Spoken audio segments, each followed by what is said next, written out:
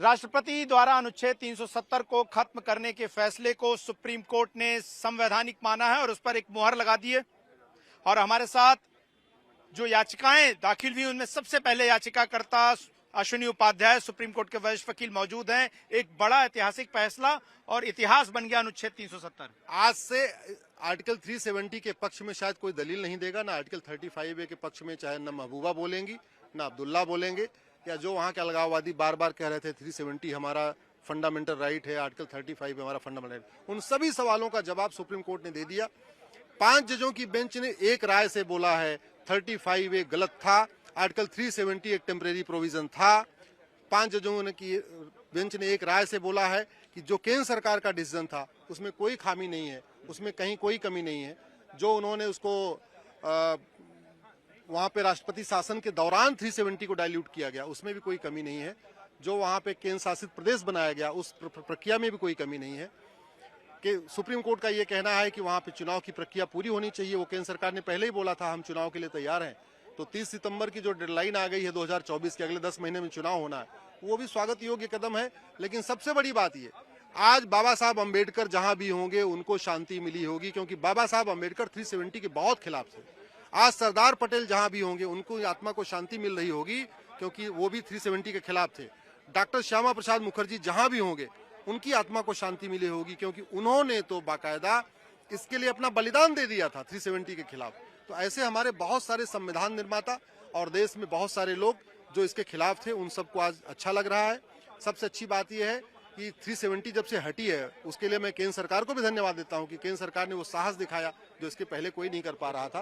केंद्र सरकार के जो डिसीजन लिया है उसका बेनिफिट ये हुआ कि अब देखिए पिछले 4 साल के अंदर कश्मीर में कट्टरवाद कम हुआ है, जिहाद कम हुआ है, मजहबी उन्माद कम हुआ है, आतंकवाद की घटना कम हुई है, पत्थरबाजी कम हुई है, वहाँ के उद्योग धंधे फल फूल रहे हैं, वहाँ बिजनेस व्यापार बढ़ा है, वहाँ पे सरकारी योजनाओं का फायदा मिल रहा है।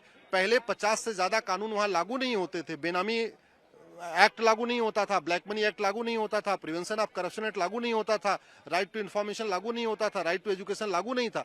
तो बहुत सारे जो एंटी करप्शन लॉ है वो लागू नहीं थे। इसकी वजह से केंद्र सरकार को जो पैसा जा रहा था उसकी बंदरबाट हो रही थी, सही लोगों को पैसा नहीं मिल पा रहा था। अब कश्मीर भी समृद्ध होगा। एक देश एक विधान का जो हमारा सपना था, एक देश एक विधान, एक देश एक संविधान, वो सब उस पे आज सुप्रीम कोर्ट ने भी अपनी मुहर लगा दिया 5 जजों की बेंच ने। किस तरह के बदलाव देखने को मिलेंगे, क्योंकि एक अलग संविधान था और उस अलग संविधान की शपथ जो है संवैधानिक पदों पर बैठे हुए लोग लेते थे। यही तो दुख की बात है कि भारत हम आजादी की 75वीं वर्षगांठ आज भी मना रहे हैं और फिर भी कुछ लोग उस संविधान की दुहाई दे रहे हैं जो एक देश को तोड़ता है। ये इसलिए कहता हूं कि आज भी कैसे कई सारे लोग ऐसे हैं जो इतना साहस रखते हैं।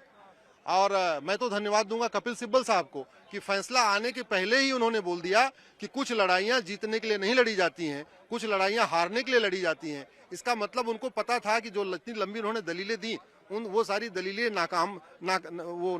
काफी नहीं है, वो पर्याप्त नहीं है। उनको भी फैसला पता था। अदरवाइज 10:30 बजे कोर्ट बैठी है, उसके बाद फैसला पढ़ा जाना शुरू हुआ, उसके आधे घंटे पहले कपिल सिब्बल साहब ने ट्वीट करके कह दिया कि ये लड़ाई जीतने के लिए नहीं थी, हम हारी हुई लड़ाई लड़ रहे थे। एक सवाल और, जब आपने 2014 में याचिका दाखिल की थी तब आपकी प्रेयर क्या थी और उस वक्त क्या हुआ था? हमारी उस समय की जो प्रेयर ये थी कि आर्टिकल 35A चोर दरवाजे से आया है, ये ड्यू प्रोसेस फॉलो नहीं हुआ है।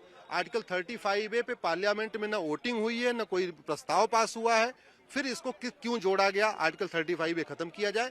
दूसरी हमारी दलील थी आर्टिकल 370 टेम्परेरी प्रोविजन है, वो टेम्परेरी प्रोविजन केवल 5 साल के लिए था। जैसे जम्मू कश्मीर की अपनी वहां की जो संविधान सभा थी वो खत्म हुई, 370 भी खत्म हुआ, इसलिए 370 भी खत्म होना चाहिए और 1 नेशन 1 कॉन्स्टिट्यूशन लागू होना चाहिए। उसके पहले तक जितने भी कानून बनते थे उसमें लिखा रहता था सब्जेक्ट टू, पूरे देश में कानून लागू होता था, लेकिन वो जम्मू कश्मीर में लागू नहीं होता था, जबकि जब तक वहां जम्मू कश्मीर की विधानसभा उस पर अपनी मुहर न लगा दे। तो ये जो प्रक्रिया चल रही थी, इसकी वजह से कश्मीर में अलगाववाद था, इसकी वजह से कश्मीर में आतंकवाद था। कई बार तो हमने ऐसे भी महसूस किया कि हम लोग जम्मू जाते थे और कश्मीर जाते थे तो वहां के लोग कहते थे ये इंडिया से आया हुआ है। उस आर्टिकल 370 के कारण और कश्मीर के अलग झंडे के कारण, कश्मीर के अलग संविधान के कारण, कश्मीर के अलग नियम कानून के कारण कश्मीर के लोग भारत के लोगों को कहते थे तो इंडिया से आया हुआ है। अब वो धीरे धीरे खत्म हो जाएगी। कश्मीर वाले भी अपने आप को भारतीय मानेंगे, कहीं न कहीं पहले वो अपने आप को थोड़ा अलग मान रहे थे। तो आखिरी में एक सवाल, वो लोग जो कश्मीरियों के नाम की राजनीति करते थे लेकिन शायद कश्मीरियों का भला नहीं कर पाए।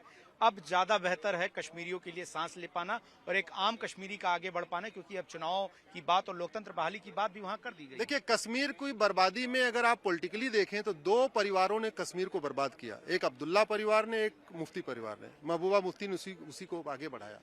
कहीं न कहीं ये दोनों परिवार आतंकवादियों के और अलगाववादियों के कट्टरपंथियों के सामने नतमस्तक हो रखे थे।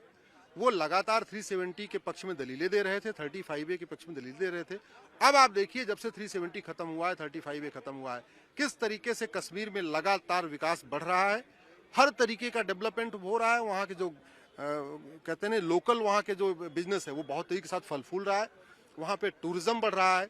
और सबसे बड़ी बात ये, अब वो अपने आप को कश्मीरी नहीं, अब वो अपने आप को भारतीय समझने लग गए हैं, भारतीय मानने लग गए हैं। वहाँ तिरंगा झंडा फहराया जाता है, 26 जनवरी अच्छी तरीके मनाया जा रहा है, 15 अगस्त अच्छी तरीके मनाया जा रहा है।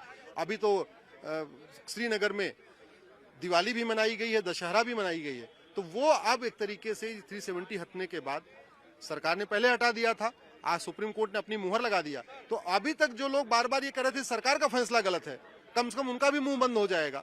और अब कश्मीर की जनता भी सोचेगी कि इतने दिन हमें जबरदस्ती बरगला रहे थे, जब सुप्रीम कोर्ट की 5 जजों की बेंच ने भी सरकार के फैसले पर मुहर लगा दिया, यानी सरकार ठीक थी, यही लोग गलत थे जो हमें लगातार भ्रमित कर रहे थे। चलिए, तो कुल मिलाकर ऐसा पहली बार होगा कि देश में जो देश का संविधान है वो पूरी तरह से कश्मीर से लेकर कन्याकुमारी तक लागू हो सकेगा। देश के एकीकरण के लिए सबसे बड़ा कदम ये था कि अनुच्छेद 370 जो है वो हटे, और इसी ओर कदम उठाया गया और सुप्रीम कोर्ट ने भी इस पर सुप्रीम मोहर लगाते हुए आज एक मत से 5 जजों ने यह फैसला दे दिया है कि जिन प्रक्रियाओं का पालन करके अनुच्छेद 370 और 35A को हटाया गया वो पूरी तरह से संगत थे, कानूनी थे, वैध थे। और ऐसे में अब जम्मू कश्मीर में 30 सितंबर 2024 तक चुनाव करके वहां पर लोकतंत्र की पूरी तरह से बहाली कर देनी चाहिए।